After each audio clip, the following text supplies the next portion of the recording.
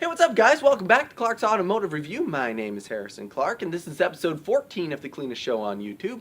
This week we're going to be talking about Mercedes versus BMW.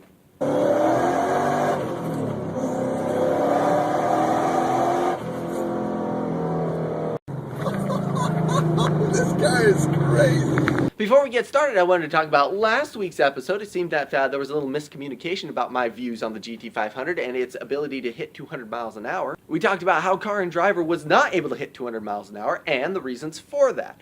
And if I came across as that was my opinion that it couldn't hit 200 miles an hour, for that I apologize. I suppose I should word my words a little more carefully next time. I didn't state my opinion, but if you want to know what my opinion is, I would tell you that Ford Motor Company is one of my very favorite automotive companies, and I believe full-heartedly that they did hit 202 miles an hour with that car, and I believe that they could do it again, or a private tester could do it again, under the right conditions, on the right track, which would of course be the Nardo test ring. So that being said, to all you lovely Mustang lovers, I apologize if I came across as a crazy Mustang basher, as that was not my intention and not my view on the subject. If you ask me my view on Mustang Camaro, I really honestly kind of ride the fence there. I really like the new Mustangs, especially the 2013s, and I really like the new Camaros. I think both have their strong points, and you know, I'm just trying to state some facts and let you guys decide.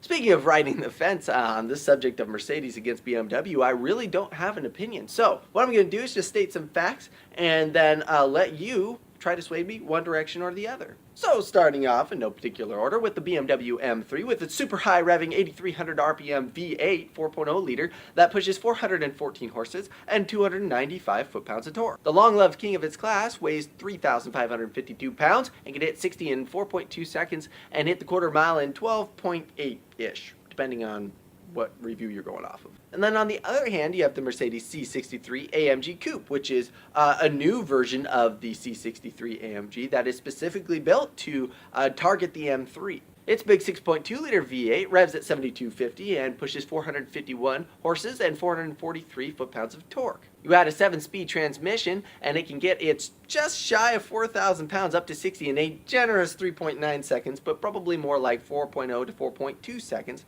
You can also hit the quarter mile in 12.1 seconds. Now you add the AMG Performance Package, which adds another 30 horses, and you could probably shave about a tenth of a second off of each one of those times. Now there's three different reviews we could look at. There's Insightline, which reviewed the Mercedes against the Cadillac cts-v, which is another awesome car, and they said that even though the power was thrilling, the handling could be improved a little bit. Then we move over to Motor Trend, which reviewed the M3 just a couple of years ago, and they said that the M3 was spectacular through the corners, but unfortunately was lacking in the torque department. And then we have Car and Driver that did this exact comparison earlier this year, and I didn't know that until I started looking into it, but they said basically the same thing Motor Trend said about the M3, and Insightline said about the Mercedes, that they love the power of the Mercedes, but the M3 outhandled it. The M3, if it had more torque, would take it hands down. So I guess after hearing all of that, your choice is, do you want to blow a guy's doors off, streetlight to streetlight, or do you want to take the back roads to work?